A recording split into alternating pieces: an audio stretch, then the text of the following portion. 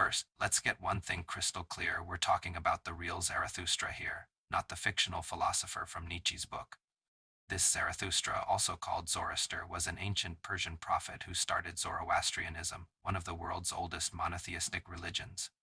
His story is 2,500 years old, but it's weirdly relevant to what we're chatting about right now, like protecting cultural heritage, making ethical choices, or even fighting misinformation. Let's break it down like we're grabbing a coffee. First, who he was and his big aha moment. Experts think he lived around the 6th century BC, though exact details are scarce. This was way before social media. Back then, he was just a thoughtful young guy in ancient Persia, spending his days staring at nature and asking big questions. Why do bad things happen? What's our role in the world? One day, while meditating in a quiet meadow, he had a life-changing vision. The supreme god, Ahura Mazda, the wise lord, spoke to him and dropped a huge truth. The world isn't random, it's a battle between good truth, justice, kindness, and evil, lies, cruelty, greed. And here's the key part. Ahura Mazda told him, humans aren't just spectators. You all have the power to choose good, to fight for what's right. That's when Zarathustra thought, okay, my mission is to tell everyone this, his journey, spreading the message and facing pushback. After that vision, Zarathustra hit the road. He traveled all over ancient Persia, preaching two big ideas. 1. Worship one god, Ahura Mazda, no more messing with multiple gods. 2. Every person has a choice. Pick good, called Asha, or pick evil, Druj. Your choices matter, now and forever. It wasn't easy. A lot of people resisted. They were used to their old beliefs. Just like how today, when we talk about changing things like fixing inequality or ditching fake news, some folks push back. But Zarathustra didn't quit. Slowly, people started listening. Eventually, Zoroastrianism became the official religion of the Persian Empire.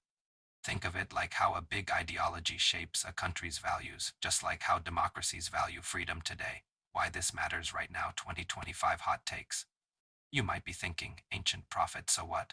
But his life ties into three huge current conversations. 1. Protecting minority cultures. Hello, UNESCO. Zoroastrianism isn't as popular as it used to be, but there are still small communities, mostly in Iran and India. They're called Parsis. Lately, the UN and UNESCO have been screaming about protecting minority religious groups. Why? Because when we lose these communities, we lose centuries of wisdom. For example, Parsis in India still practice Zarathustra's teachings, like honoring nature. They avoid harming fire, since it's a symbol of Ahura Mazda's light.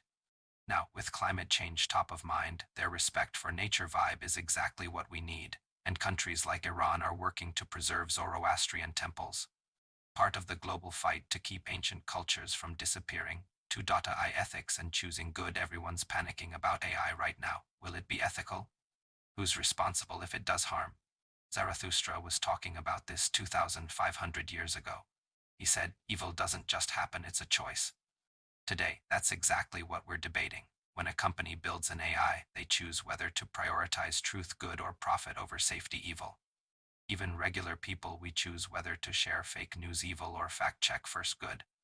Zarathustra's point?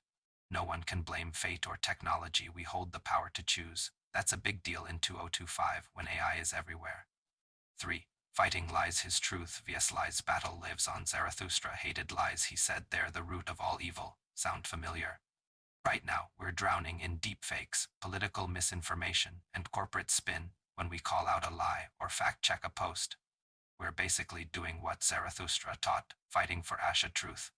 Even big movements like journalists exposing corruption or activists pushing for transparency are carrying on his mission.